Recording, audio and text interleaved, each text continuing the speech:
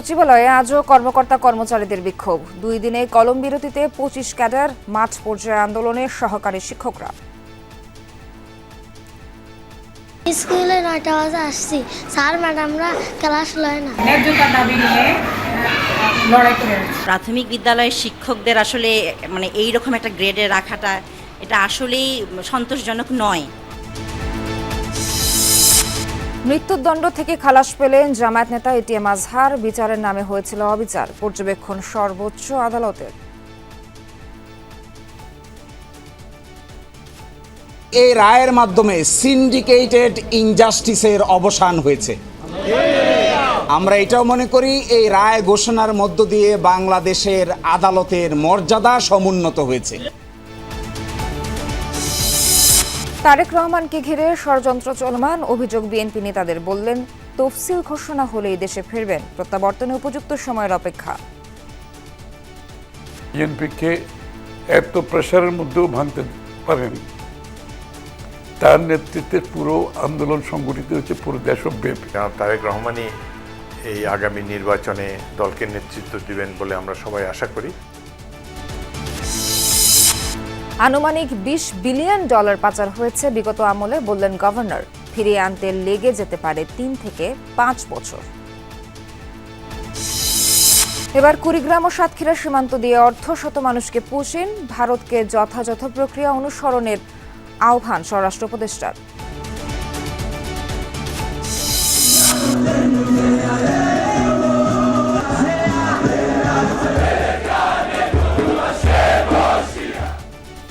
Jerusalem দিবসকে ঘিরে আবারও উত্তেজনা। আল-আকসা প্রাঙ্গণে বিদ্বেষপূর্ণ স্লোগান দিল কট্টর ইসরায়েলিরা। ফিলিস্তিনিদের ধরপাকড়।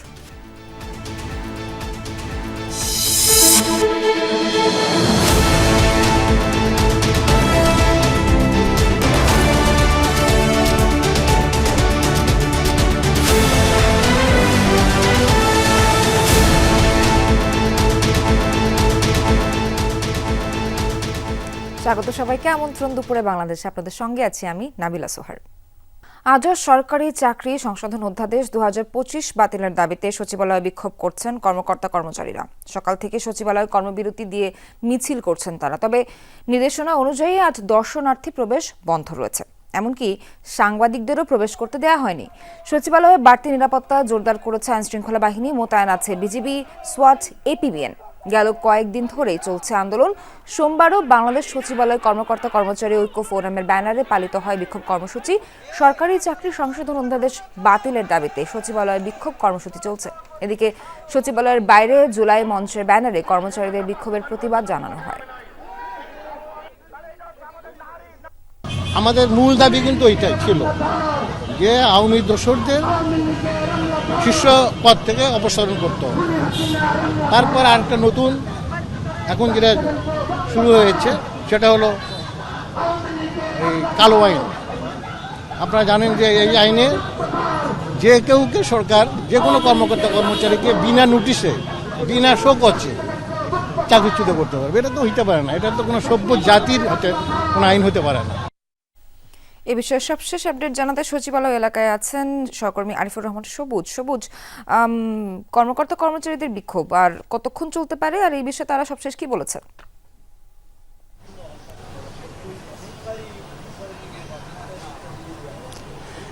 সোহার, বিক্ষোভটি কিছুক্ষণ আগে শেষ হয়েছে মূলত একটি আলটিমেটামের মাধ্যমে। কারণ 2টার দিকে সরকারের পক্ষ থেকে এই বিষয়টি নিয়ে মূলত উচ্চ পর্যায়ের একটি কমিটি গঠন করা হয়েছে। ভূমি মন্ত্রণালয়ের সচিবকে প্রধান করে 7 জন সচিব রয়েছেন এই কমিটিতে। সেই কমিটির সঙ্গে মূলত আন্দোলনকারীদের একটি পক্ষের বা আন্দোলনকারীদের একটি বৈঠক রয়েছে। সেই বৈঠকটি 2টার দিকে শুরু হওয়ার কথা, যদিও এখন পর্যন্ত শুরু হয়নি, হয়তো কিছুক্ষণের মধ্যে সেই বৈঠকটি শুরু হবে। সে কারণে মূলত বিক্ষোভ যে কর্মসূচি সকাল 10:30 থেকে চলছিল সেটি শেষ করে দেওয়া হয়েছে। মূলত কর্মকর্তারা তার আগে, বিক্ষোভটি শেষ করার আগে বলেছেন যেহেতু একটি বৈঠক অনুষ্ঠিত হবে, বৈঠকে ডাকা হয়েছে, সেই বৈঠকে কি সিদ্ধান্ত হয় তারা আশা করছেন যে একটি ফলপ্রসূ আলোচনা হবে এবং সেই আলোচনার ভিত্তিতে তারা সিদ্ধান্ত নেবেন তাদের পরবর্তী পরবর্তী কর্মসূচি কি। তবে তারা বলছেন যে যতক্ষণ পর্যন্ত তাদের এই যে কালো আইনটি, এই আইনটিকে তারা কালো আইন বলছেন, কারণ বিনা নোটিশে আসলে কোনো কর্মচারীর চাকরি যাওয়া কালো আইনই বলা যায়, সেই হিসেবেই তারা বলছেন যে এটি কি কালো আইন। এই কালো আইনটি যতক্ষণ পর্যন্ত বাতিল করা না হবে ততক্ষণ পর্যন্ত তাদের আগামীকাল থেকে আবার সকাল থেকে এই আন্দোলনটি এই সচিবালয়ে 10:30 থেকে শুরু হবে এবং এর পাশাপাশি অন্যান্য সারা দেশের যে সরকারি দপ্তরগুলো রয়েছে, সরকারি অফিসগুলো রয়েছে, প্রত্যেকটা অফিসেই কর্মকর্তারা এই আন্দোলনের সঙ্গে সংহতি জানিয়েছেন। তারা এই আন্দোলনের সঙ্গে, অর্থাৎ সচিবালয়ে যে আন্দোলনটি হচ্ছে সে তাদের সঙ্গে যোগাযোগ করেছেন। তারা বলেছেন যে প্রত্যেকেই যেন এই আইনের বিরুদ্ধে যতক্ষণ পর্যন্ত আইনটি বাতিল করা না হবে ততক্ষণ পর্যন্ত এই আন্দোলন চালিয়ে যান।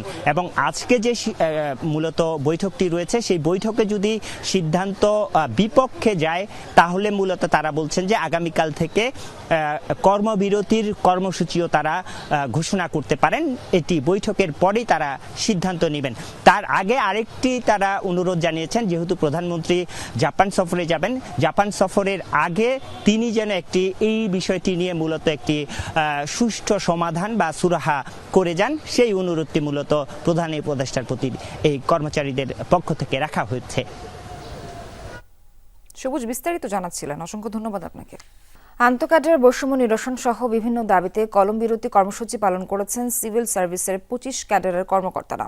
2 দিনের কর্মসূচির প্রথম দিনে যশোর সরকারি MM কলেজে সকাল 9টা থেকে দুপুর 12টা পর্যন্ত ক্লাস নেওয়া থেকে বিরত থাকেন শিক্ষকরা। মানববন্ধন করেন ক্যাম্পাসে। এ সময় শিক্ষকরা বলেন তারা বৈষম্যের শিকার। অবিলম্বে সব ক্যাডার সার্ভিসের মধ্যে সমতা আনার দাবি জানান তারা। খাগড়াছড়ির সরকারি কলেজগুলোতেও সকাল থেকে 3 ঘন্টা কলম বিরতি কর্মসূচি পালন করেন শিক্ষকরা। এছাড়া আরও কয়েকটি সরকারি দপ্তরে এই কর্মসূচি পালিত হয়। তবে জরুরি সেবার আওতায় থাকা স্বাস্থ্য বিভাগে এই কর্মসূচি পালিত হয়নি বলে জানিয়েছেন সংশ্লিষ্টরা।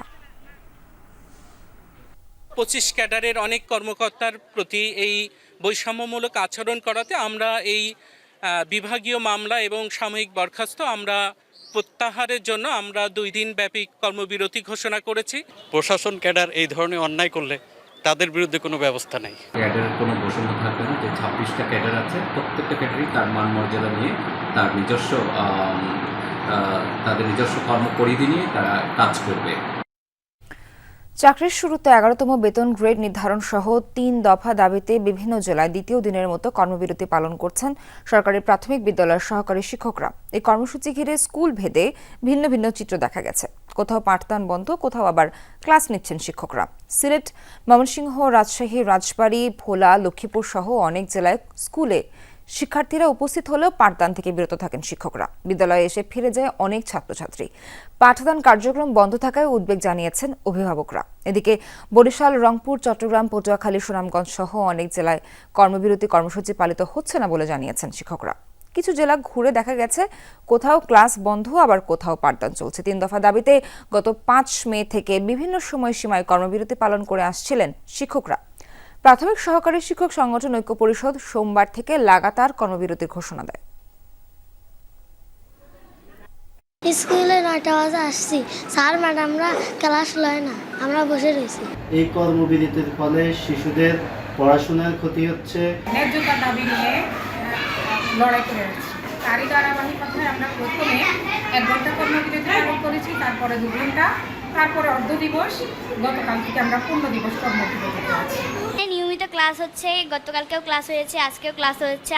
আমরা জানি না এখানে কোনো ধর্মঘট চলতেছে। প্রাথমিক বিদ্যালয়ের শিক্ষকদের আসলে এইরকম একটা গ্রেডে রাখাটা এটা আসলেই সন্তোষজনক নয়। কিন্তু তাই বলে আবার বাচ্চাদের ক্ষতি করে কর্মবিরতি, এটারও আবার পক্ষে না আমি। মানবতা বিরোধী অপরাধের মামলায় মৃত্যুদণ্ড থেকে খালাস পেলেন জামায়াত নেতা ATM আজহারুল ইসলাম। প্রধান বিচারপতি ডক্টর সৈয়দ রিফাত আহমেদের নেতৃত্বাধীন 7 সদস্যের আপিল বিভাগ সকালে এই রায় ঘোষণা করেন। আদালত পর্যবেক্ষণে বলেছেন, অতীতে বিচারের নামে অবিচার হয়েছে। সাক্ষ্য প্রমাণ পর্যালোচনা না করে মৃত্যুদণ্ড বহাল রেখেছিল আগের আপিল বিভাগ। এই রায়ের মাধ্যমে সিন্ডিকেট ইনজাস্টিসের অবসান হয়েছে বলে মন্তব্য করেছেন আজহারের আইনজীবী। আর ট্রাইব্যুনাল প্রসিকিউশন বলছেন, এই রায় আন্তর্জাতিক মানসম্পন্ন বিচার করতে সহায়ক হবে। ৭১ মানবতা বিরোধী অপরাধের মামলায় জামায়াত বিএনপির 6 নেতার ফাঁসি কার্যকর হয়েছে আগেই। জামায়াত নেতা এটিএম আজহারও মৃত্যুদণ্ড মাথায় নিয়ে কারাগারে আছেন প্রায় ১৩ বছর ধরে। জুলাই গণঅভ্যুত্থানের পর পাল্টে যায় দৃশ্যপট। প্রশ্নের মুখে পড়ে এই মামলার আগের বিচার কার্যক্রম। মঙ্গলবার এটিএম আজহারের আপিল নিষ্পত্তি করে আপিল বিভাগ এই জামায়াত নেতাকে খালাস দেন মৃত্যুদণ্ড থেকে। আপিল বিভাগের ৭ বিচারপতির সর্বসম্মতিক্রমে দেয়া রায়ে বলা হয়, সাক্ষ্য প্রমাণ পর্যালোচনা না করেই আজহারের মৃত্যুদণ্ড বহাল রেখেছিলেন আগের আপিল বিভাগ। বিচারের নামে হয়েছিল অবিচার। আজহারের আইনজীবী বলেন, এই রায়ের মধ্য দিয়ে বিচার ব্যবস্থায় যে সিন্ডিকেট তৈরি করেছিল বিগত সরকার, তার অবসান ঘটল। বাংলাদেশ সুপ্রিম কোর্টের আপিল বিভাগের পূর্ণাঙ্গ বেঞ্চ জনাব এটিএম আজহারুল ইসলাম সাহেবকে সকল অভিযোগ থেকে বেকসুর খালাস প্রদান করেছেন। এখন থেকে জামায়াতে ইসলামীর সাবেক ভারপ্রাপ্ত সেক্রেটারি জেনারেল জনাব ATM Azharul Islam is an innocent man. এই রায়ের মাধ্যমে আমরা মনে করি সত্য জয়ী হয়েছে, মিথ্যা পরাজিত হয়েছে। এ রায়ের বিরোধিতা করেনি আন্তর্জাতিক অপরাধ ট্রাইব্যুনালও। একজন প্রসিকিউটর বলেছেন, আজহারের খালাসের রায়ে জুলাই আগস্টের গণহত্যার বিচারে কোনো প্রভাব পড়বে না, বরং আন্তর্জাতিক মানসম্পন্ন হবে বিচার। আজকের এই রায়ে বর্তমান ট্রাইব্যুনালের বিচার ব্যবস্থা এবং ভবিষ্যতে যে বিচার ব্যবস্থা হবে এটিকে আরও অনেক ইন্টারন্যাশনাল স্ট্যান্ডার্ডে উন্নীত করলো এবং জাতি সারা পৃথিবী এখন ট্রাইব্যুনালে এই রায়ের আলোকে যে বিচারগুলো দেখবে সে ব্যাপারে আর প্রশ্ন ওঠার কোনো সুযোগই থাকলো না। মুক্তিযুদ্ধের সময় মানবতা বিরোধী অপরাধের মামলায় ২০১২ সালের ২২ আগস্ট মগবাজারের বাসা থেকে গ্রেপ্তার করা হয় এটিএম আজহারকে। ২০১৪ সালের ৩০ ডিসেম্বর মৃত্যুদণ্ডের রায় দেন তখনকার আন্তর্জাতিক অপরাধ ট্রাইব্যুনাল। মাইনুল মারুফ, যমুনা নিউজ, ঢাকা। দীর্ঘদিন সুবিচারের অপেক্ষায় থাকার পর সেটা পেয়েছেন বলে মন্তব্য করেছেন জামায়াতের আমির ডক্টর শফিকুর রহমান।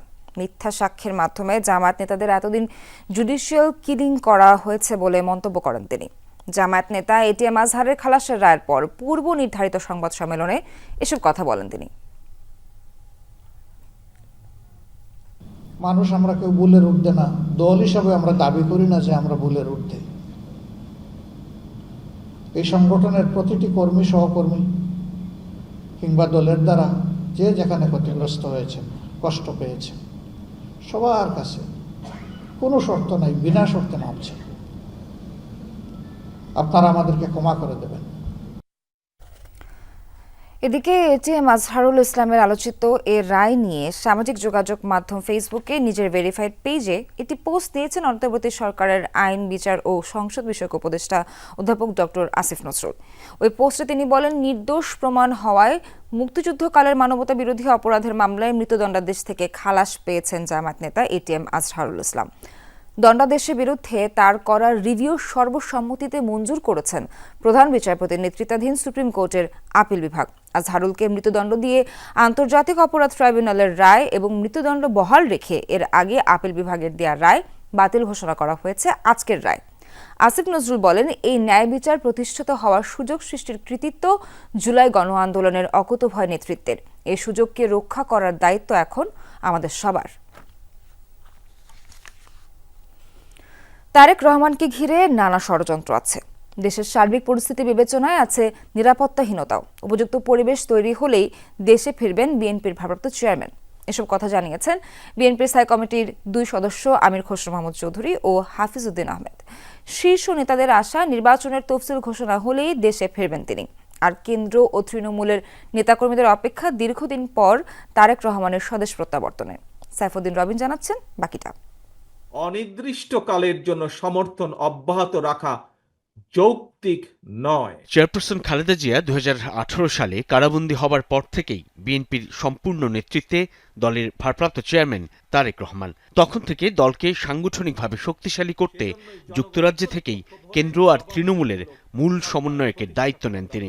সংস্কার এবং নির্বাচনকে মুখোমুখি দাঁড় করিয়ে বিএনপির সংস্কার ভাবনা থেকে শুরু করে 5 আগস্ট পূর্ববর্তী আর পরবর্তী ভূমিকাও নেতাকর্মীদের জন্য অনুপ্রেরণার। দলের চেয়ারপারসন খালেদা জিয়ার যুক্তরাজ্যে চিকিৎসা শেষে দেশে ফেরার পর থেকেই সর্বস্তরে জিজ্ঞাসা, কবে দেশে ফিরবেন বিএনপির ভারপ্রাপ্ত চেয়ারম্যান।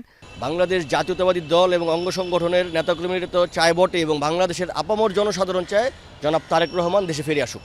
কারণ উনি আমাদের নেতাকর্মীদের পালস বোঝে, এদেশের মানুষের পালস বোঝে, এবং আমরাও চাই প্রিয় নেতা দ্রুত দেশে ফিরে আসুক এবং আমাদের অভিভাবক, কারণ আমরা কাছে পেলে আমরা নিজেরাও আনন্দিত হব।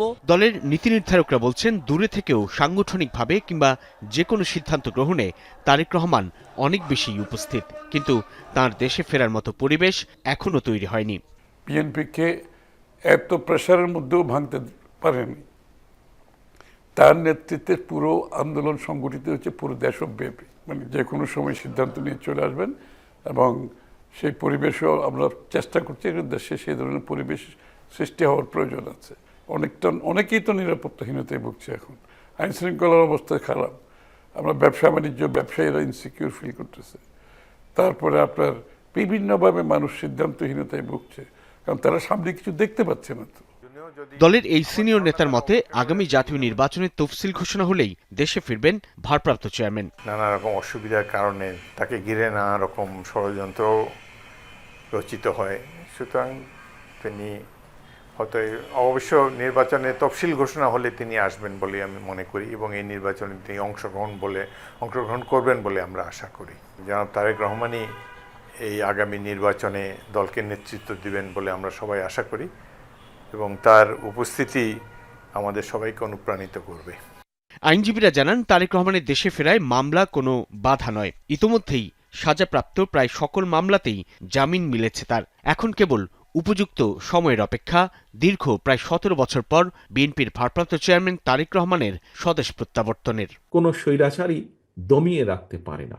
সাইফুদ্দিন রবিন, যমুনা নিউজ, ঢাকা।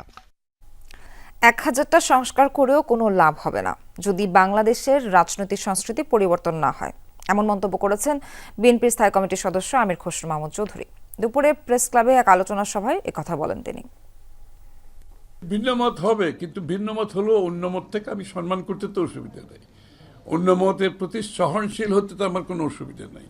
এই কালচারটা, এই সংস্কৃতিটা আমাদেরকে চালু রাখতে হবে। 1000 সংস্কার করে বাংলাদেশের কোনো লাভ হবে না যদি বাংলাদেশের রাজনৈতিক সংস্কৃতি পরিবর্তন না হয়। আমাদেরকে এই সংস্কারের মধ্যে প্রথম সংস্কার হচ্ছে আমাদের রাজনৈতিক সংস্কারে পরিবর্তন আনতে হবে, সংস্কৃতিতে পরিবর্তন আনতে হবে। বিগত সরকারের আমলে 18 থেকে 20 বিলিয়ন ডলার পাচার হয়েছে। এসব অর্থ ফেরত আনতে 3 থেকে 5 বছর সময় লাগবে।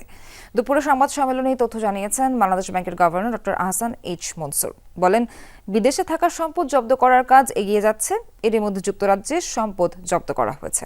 গভর্নর বলেন, পাচার করা অর্থ ফেরত আনার অভিজ্ঞতা বাংলাদেশের ছিল না, এখন আন্তঃমন্ত্রণালয় উদ্যোগ আছে। প্রয়োজনীয় বিধিবিধান সংশোধন করবে সরকার, ক্ষমতা বাড়ানো হবে টাস্ক ফোর্সের। আহসান এইচ মনসুর আরও জানান, এ পর্যন্ত কোনো বিজনেস অ্যাকাউন্ট জব্দ হয়নি, ব্যবসা পরিচালনায় প্রতিবন্ধকতা তৈরি করা হচ্ছে না, জব্দ হয়েছে ব্যক্তিগত হিসাব। গভর্নর বলেন, কিছু ব্যাংক হয়তো মার্জার করতে হবে, অবসায়নও করা লাগতে পারে, এটি সহজ নয়, এর জন্য অনেক অর্থের প্রয়োজন। প্রথমে ইসলামী ব্যাংকগুলো মার্জার করে সরকারের আওতায় আনা হবে, এতে আমানতকারীদের আতঙ্কের কিছু নেই। বিদেশিদের কাছ থেকে আমরা যথেষ্ট সহায়তা পাচ্ছি।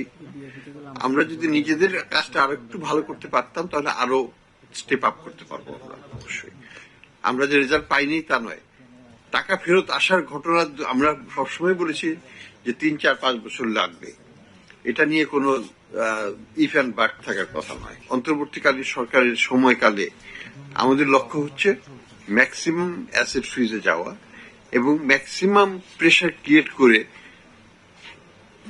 কিছু আউট অফ কোর্ট সেটেলমেন্ট করা। 2026 সালে মূল্যস্ফীতি 6.5% নামিয়ে আনা সম্ভব হবে না, বরং মার্চ থেকে জুনে বাড়বে এই সূচক। অর্থনৈতিক পরিস্থিতি পর্যালোচনা করে এমন অভিমত তুলে ধরেছে সিপিডি। সংস্থাটির নির্বাহী পরিচালক ডক্টর ফাহমিদা খাতুন মনে করেন, সরকারি কর্মচারীদের মহার্ঘ ভাতা দেওয়ার সিদ্ধান্ত মূল্যস্ফীতির চাপ বাড়াবে। ব্যাংক খাতের সুশাসন নিশ্চিত করতে পরিচালনা পর্ষদ রাজনৈতিক প্রভাবমুক্ত রাখার আহ্বান জানিয়েছে সিপিডি। বলছে, ঋণ বিতরণ ও আদায়ে শৃঙ্খলা আনা প্রয়োজন, পাশাপাশি গ্রাহকের ঋণের সীমা যেন লঙ্ঘন না হয় সেদিকে খেয়াল রাখার তাগিদ দেওয়া হয়। সিপিডি বলছে, দুর্বল রাজস্ব ব্যবস্থায় কমছে অভ্যন্তরীণ আয়। জুলাই থেকে জানুয়ারির সময়ে রাজস্ব আদায় প্রবৃদ্ধি 5.3%। গেল অর্থ বছরের একই সময়ে প্রবৃদ্ধি ছিল 13%। লক্ষ্য অর্জনে আগামী মাসে আদায় করতে হবে 5,000 কোটি টাকা। সিপিডি বলছে, ট্রাম্পের পাল্টা শুল্ক আরোপ এবং স্থলবন্দর দিয়ে ভারতের বিধিনিষেধ আরোপ বাংলাদেশের রপ্তানি খাতে চাপ তৈরি করেছে। দ্বিপাক্ষিক আলোচনার মাধ্যমে সমাধানের উদ্যোগ প্রয়োজন।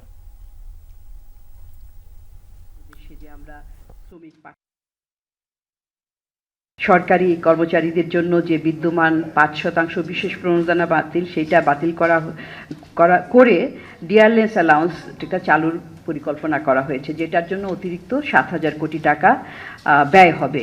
তো এই ব্যয়ের ক্ষেত্রে আমাদের কাছে একটি প্রশ্ন যে এটা তো অবশ্যই ব্যয়ের চাপ বাড়াবে এবং মূল্যস্ফীতির উপরে একটা চাপ করবে। মোবাইল ব্যাংকিং ঘুষ লেনদেনের জনপ্রিয় মাধ্যম বলে মন্তব্য করেছেন ট্রান্সপারেন্সি ইন্টারন্যাশনাল বাংলাদেশ টিআইবির নির্বাহী পরিচালক ডক্টর ইফতেখারুজ্জামান। সকালে মোবাইলে আর্থিক সেবা খাতে সুশাসনের চ্যালেঞ্জ ও উত্তরণের উপায় শীর্ষক গবেষণা প্রতিবেদন প্রকাশ অনুষ্ঠানে কথা বলেন তিনি। এছাড়াও অভিযোগ করেন, মোবাইল আর্থিক সেবায় দক্ষিণ এশিয়ার মধ্যে বাংলাদেশের আর্থিক সেবা মূল্যের সর্বোচ্চ। এক্ষেত্রে পাশের দেশ ভারতে কোনো সেবা মূল্য নেওয়া হয় না। এই অবস্থায় উন্নতির জন্য 13 দফা সুপারিশ করেছে সংস্থাটি। মোবাইল ব্যাংকিং খাতের জন্য স্বতন্ত্র আইন তৈরির প্রতি জোর প্রদান করা হয় সুপারিশে। সমন্বিত তথ্য ভান্ডার তৈরি, হটলাইন নম্বরকে টোল ফ্রি করা সহ বিভিন্ন দফা যুক্ত করা হয় সুপারিশমালায়। এছাড়াও ঘুষ লেনদেন বন্ধে আয়কর রিটার্নে মোবাইল ব্যাংকিং নাম্বার দেওয়ার সুপারিশ করেছে transparency international Bangladesh TIB.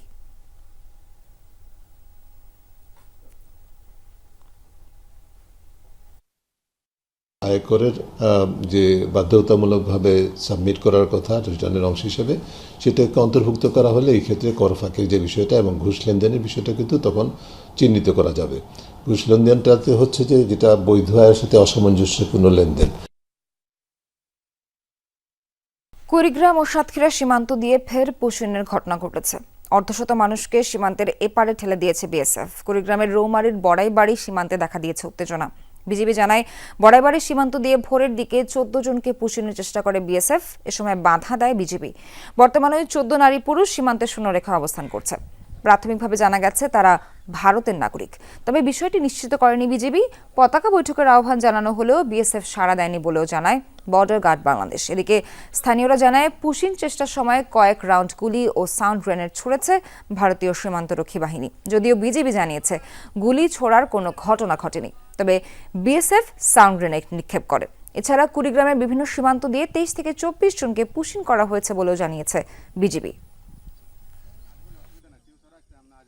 SP অফিসে তো করলো কি ডিটেনশন ক্যাম্পে পাঠাইলো, হঠাৎ কালকা করলো কি ডিটেনশন ক্যাম্পে তো নামার লো এলো। এই যে এখানে গেটটার নাম কি আমি তো চিনি না, এই গেটের মধ্যে লো এলো। ভোর রাত 4 ঘটিকার সময় ভারত থেকে, ভারতের নাগরিক তারা স্থায়ীভাবে আসামের বাসিন্দা 5 জন মহিলা মানুষ আছে এবং বাকিগুলো এবং বয়স্ক এবং ইয়ং মানুষ সহ তাদেরকে রাত্রে অবৈধভাবে পুশিং করে। কুশখালী সীমান্ত দিয়ে ভোরে 23 জনকে পুশিন করে বিএসএফ। তাদের 33 বিজিবি সদর দপ্তরে নেওয়া হয়েছে। সাতক্ষীরা 33 বিজিবি সহকারী পরিচালক আব্দুল্লাল মাসুম জানিয়েছেন, কুশখালী সীমান্ত দিয়ে ঠেলে দেয়া 23 জনকে হেফাজতে নিয়ে জিজ্ঞাসাবাদ করা হচ্ছে, যাচাই করা হচ্ছে নাম পরিচয়। এদিকে মেহেরপুরের মুজিবনগরে ভোরের দিকে নারী ও শিশুসহ 30 জনকে সীমান্তের এপারে ঠেলে দেয় বিএসএফ। পরে তাদের আটক করে ক্যাম্পে নিয়ে যান বিজিবি সদস্যরা। তাদের অধিকাংশেরই বাড়ি কুড়িগ্রামে বলে জানানো হয়েছে।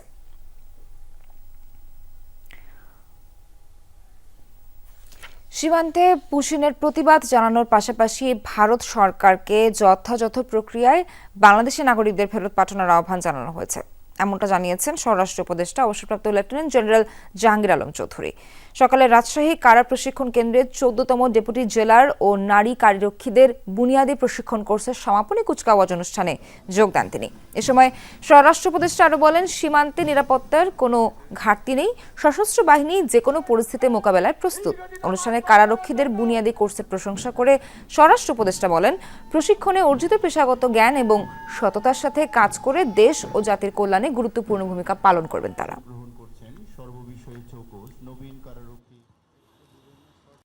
সীমান্ত সম্পূর্ণ নিরাপদ। আমার বাহিনী সবসময় যে কোনো পরিস্থিতি মোকাবেলা করার জন্য প্রস্তুত আছে। কোনো রকমের অশান্তি এখানে বর্ডারে হবে না আল্লাহ দিলে। পুশিংয়ের সংখ্যা বেড়েছে, এই জন্য আমরা প্রতিবাদও করেছি। বাট যারা আমাদের দেশি, আমাদের বাংলাদেশি, যেহেতু আমাদেরই ভাই, তাদের ক্ষেত্রে আমরা বলছি ভারতকে যে তোমরা প্রপার চ্যানেলে পাঠাও। পলাতক প্রধানমন্ত্রী শেখ হাসিনার ছেলে সজীব ওয়াজেদ জয়কে অপহরণ ও হত্যা চেষ্টা মামলায় খালাস পেলেন সাংবাদিক শফিক রেহমান। 7 বছরের সাজার বিরুদ্ধে আপিল করে ঢাকা মহানগর দায়রা জজ আদালত থেকে খালাস পেলেন এই সিনিয়র সাংবাদিক। খালাসের পর প্রধান বিচারপতি, বিএনপি চেয়ারপারসন খালেদা জিয়া সহ জুলাই আন্দোলনের বিপ্লবীদের প্রতি কৃতজ্ঞতা জানান শফিক রেহমান। বলেন, এই রায়ে বিচার বিভাগ স্বাধীন, সেটা প্রমাণিত হয়েছে। সজীব ওয়াজেদ জয়কে অপহরণ করে হত্যার ষড়যন্ত্রের মামলায় গ্রেফতার হওয়ার পর 2016 সালে 5 মাস কারাগারে থাকতে হয়েছিল সিনিয়র সাংবাদিক শফিক রেহমানকে। জামিনে মুক্তি পাওয়ার পর 2018 সালে যুক্তরাজ্যে চলে যান তিনি। গত 5 আগস্ট ছাত্র জনতার গণ অভ্যুত্থানের পর 6 বছরের প্রবাস জীবন থেকে 18 আগস্ট দেশে ফেরেন শফিক রেহমান। দেশে ফিরে আদালতে আত্মসমর্পণ করে সাজার বিরুদ্ধে আপিল করেন তিনি। মঙ্গলবার সকালে রায় শুনতে আদালতে হাজির হন শফিক রেহমান। রায় শুনে আদালত থেকে বের হয়ে আইনজীবী সাংবাদিকদের লাল গোলাপের শুভেচ্ছা জানান তিনি। আমি ভালোবাসার প্রবর্তক, আমি হিংসা চাই না, আমি এদেশে অহিংসা চাই। সেজন্য সবাইকে শুভেচ্ছা জানাচ্ছি, সবাইকে আমি অজস্র চুমু জানাচ্ছি। সুদীর্ঘ 9 বছর পরে সত্য প্রতিষ্ঠিত হয়েছে।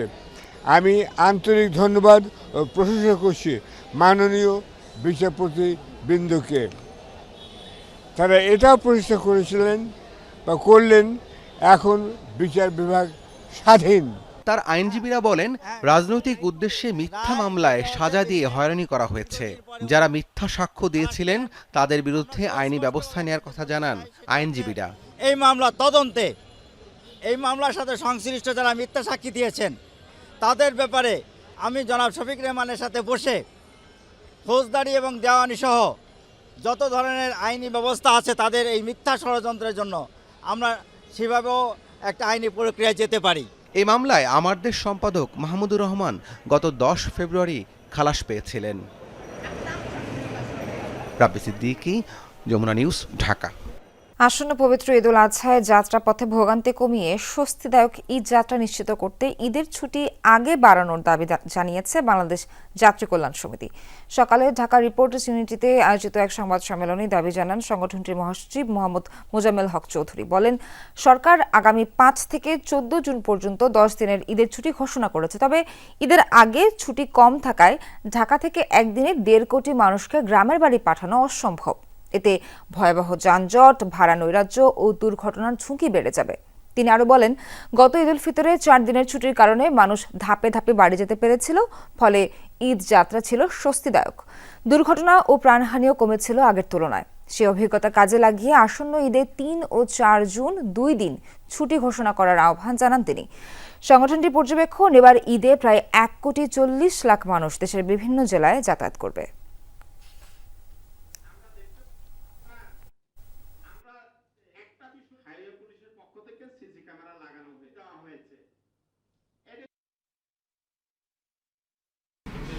এবারের ঈদে লম্বা ছুটি বিন্যাস করে ঈদের আগে 3 এবং 4 জুন 2 দিন ছুটি নিশ্চিত করা গেলে সড়কে দুর্ঘটনা, প্রাণহানি এবং মানুষের যাতায়াতের ভোগান্তি কমানো সক্ষম হবে।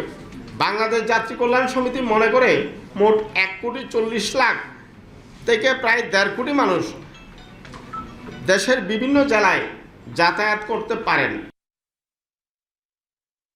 পল্লী বিদ্যুৎ উন্নয়ন বোর্ড চেয়ারম্যানের অপসারণ সহ 7 দফা দাবিতে আন্দোলন করছে পল্লী বিদ্যুৎ সমিতির কয়েক হাজার কর্মকর্তা কর্মচারী। টানা 1 সপ্তাহ ধরে জাতীয় শহীদ মিনারে অবস্থান কর্মসূচি চালিয়ে যাচ্ছেন তারা। 80টির অধিক পল্লী বিদ্যুৎ সমিতির সদস্যরা এই আন্দোলনে অংশ নিয়েছেন। আন্দোলনকারীদের অভিযোগ করেন, ন্যায্য দাবি আদায়ের সোচ্চার হওয়ায় অনেক কর্মকর্তা কর্মচারীকে চাকরি থেকে সাময়িক অব্যাহতি দেওয়া হয়েছে। তাদের পুনর্বহাল, হয়রানিমূলক মামলা প্রত্যাহার ও শাস্তিমূলক বদলি আদেশ বাতিলের দাবি জানান তারা। আমার চাকরির বয়স যেমন 19 বছর, আমি 19 বছর আমি চুক্তিভিত্তিতে আমি চাকরি করতেছি। আমার এখন দাবি হচ্ছে আমি নিয়মিত হওয়ার। অনভিজ্ঞ, অদক্ষ এবং স্বৈরাচারী চেয়ারম্যানের পদত্যাগ চাচ্ছি। কেউ নিয়মিত আছে আর কেউ চুক্তি আছে, তা এক অফিসে দুর্নীতি থাকবে কেন? নির্দিষ্ট কর্মঘণ্টা নেই, অতিরিক্ত কাজ করতে হয়। আমরা এই সমস্ত প্রতিবাদ যখন করতে যাই তখনই আমাদেরকে চাকরিচ্যুত বা চাকরির হুমকি দেওয়া হয়। আত্মীয় স্বজন মারা গেলে আমি জানাতে সই করতে পারবো কিনা এই কথা বলার কারণে আমার চাকরিচ্যুত করছে।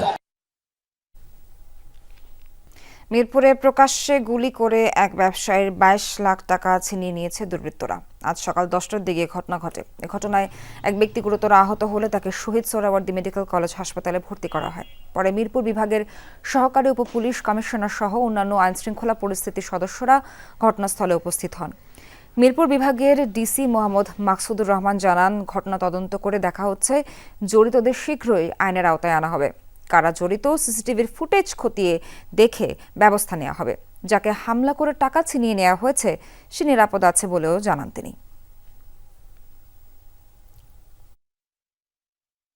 ঘটনাস্থল পরিদর্শন করছি, আমরা সিসিটিভির ফুটেজ কালেক্ট করে আমরা ঘটনার সাথে সম্পৃক্ত যারা আছেন আমরা তাদেরকে গ্রেপ্তার করার ব্যবস্থা করছি। আমরা অনেকে শনাক্তের বিষয় না, আমরা বিষয়টা খতিয়ে দেখছি এবং কারা এটার সাথে ইনভলভ সেটা আইডেন্টিফাই করার চেষ্টা করছি। আমরা এখনো পুরোপুরি ওই জিনিসটা আমরা এখনো মানে ওনার দাবি, ভিক্টিমের দাবি যে 22 লক্ষ টাকা। মার্কিন প্রেসিডেন্ট ডোনাল্ড ট্রাম্পের প্রশাসনের দেয়া স্টপ ওয়ার্ক অর্ডার বিশ্বব্যাপী USAIDর সকল প্রকল্পে কার্যকর হওয়ার ফলে চাকরি হারিয়েছেন প্রায় 50,000 উন্নয়ন কর্মী। এসব তথ্য জানিয়েছে বেকার উন্নয়ন কর্মীদের সংগঠন association for unemployed development professionals অডিপ। ঢাকা রিপোর্টার্স ইউনিটিতে এক সংবাদ সম্মেলনে তারা জানান, 2025 সালের 20 জানুয়ারি ট্রাম্প প্রশাসনের নির্দেশনার পরপরই বাংলাদেশে USAIDর 59টি প্রকল্পের মধ্যে 55টি বন্ধ হয়ে যায়। বন্ধ হয় প্রায় 840 মিলিয়ন মার্কিন ডলারের উন্নয়ন সহায়তা। ক্ষতিগ্রস্তরা বলছেন, এই সংকট শুধু ব্যক্তিগত জীবনে নয়, জাতীয় অর্থনীতিতেও আঘাত হেরেছে। এ বিষয়ে সরকারকে দ্রুত পদক্ষেপ নিতে ও উন্নয়ন কর্মীদের সাথে আলোচনায় বসতে আহ্বান জানিয়েছেন অডিপের নেতারা। জেরুজালেম দিবসকে ঘিরে আবারও উত্তেজনা তৈরি হয়েছে অঞ্চলটিতে। ফিলিস্তিনি শহরটিতে দখলদারিত্ব প্রতিষ্ঠার 58তম বার্ষিকীতে সোমবার পবিত্র আল-আকসা প্রাঙ্গণে নামে কট্টরপন্থী ইসরায়েলিদের ঢল। ওল্ড সিটির পথে পথে বিদ্বেষমূলক স্লোগান দেয় উগ্রবাদী ইহুদিরা। সংঘাত হয় ফিলিস্তিনিদের সাথে। ধরপাকড় চালায় ইসরায়েলি নিরাপত্তা বাহিনী। পবিত্র জেরুজালেমে উগ্রবাদী ইসরায়েলিদের দখলদারিত্বের উদযাপন। ওল্ড সিটির পথে পথে পতাকা হাতে মিছিল, ফিলিস্তিনিদের প্রতি ঘৃণার বাণী তাদের মুখে। শহরের বাইরে থেকেও বাস ভর্তি করে জড়ো হয় নানা বয়সের ইহুদিরা। ডেথ টু আরব, পুড়ে যাক আরবদের গ্রাম, এমন সব বিদ্বেষমূলক স্লোগান তাদের কণ্ঠে। মুসলিম অধ্যুষিত বহু এলাকা পেরিয়ে আল-আকসা প্রাঙ্গণে জড়ো হয় ইহুদিরা। যোগ দেন ইসরায়েলের নিরাপত্তা বিষয়ক মন্ত্রী ইতমার বেন-গাভির সহ আরও অনেক রাজনীতিবিদ। টেম্পল মাউন্টে ইসরায়েলের বিজয়ের প্রার্থনার কথা জানান কট্টরপন্থী নেতা। টেম্পল মাউন্টে ইহুদিদের ঢল নেমেছে, কি সুন্দর দৃশ্য। এখানে প্রার্থনা সম্ভব। জিম্মিদের নিরাপত্তার জন্য প্রার্থনায় এখানে এসেছি। তারা নিরাপদে দেশে ফিরবে, যুদ্ধে জয় হবে। বিভিন্ন স্থানে ফিলিস্তিনিদের দোকানপাট লক্ষ্য করে ইটপাটকেল ছোড়ে মিছিলে অংশগ্রহণকারীরা। এছাড়াও নানা রকম উস্কানিমূলক আচরণ করে তারা। আল আকসা প্রাঙ্গণে উগ্রবাদীদের সাথে সংঘাত হয় ফিলিস্তিনিদের। অনাকাঙ্ক্ষিত পরিস্থিতির জন্য পূর্ব প্রস্তুতি ছিল নিরাপত্তা বাহিনীর। সংঘাত, সহিংসতা, উস্কানি ঠেকাতে আটক করা হয় অনেককে। দিনটি উপলক্ষে পূর্ব জেরুজালেমে বিশেষ বৈঠক হয় ইসরায়েলি মন্ত্রিসভার। বক্তব্যে জেরুজালেমকে নিয়ে উদ্ধত মন্তব্য করেন নেতানিয়াহু। আমরা কখনো জেরুজালেমকে ভুলতে পারি না। আমাদের আত্মা, জাতির হৃৎপিণ্ড এখানে। শরীর থেকে হৃৎপিণ্ড সরিয়ে নিলে জীবনের অস্তিত্ব থাকবে না। তাই আমাদের কাছ থেকে জেরুজালেমকে ছিনিয়ে নিতে দেব না কাউকে। আমাদের চিরন্তন রাজধানী। 58 বছর আগে যা পুনর্মিলিত হয়, আর কখনো বিভক্ত হবে না। 1967 সালে আরব ইসরায়েল যুদ্ধের সময় জেরুজালেম দখল করে ইসরায়েল। সেখানে আন্তর্জাতিক আইন উপেক্ষা করে অবৈধ বসতি স্থাপন করে চলেছে তারা। মুসলিমদের তৃতীয় পবিত্রতম স্থানটিকে রাজধানী বিবেচনা করেই স্বাধীন রাষ্ট্রের স্বপ্ন দেখে ফিলিস্তিনিরা। Dorothy Tasrin, Jamuna news.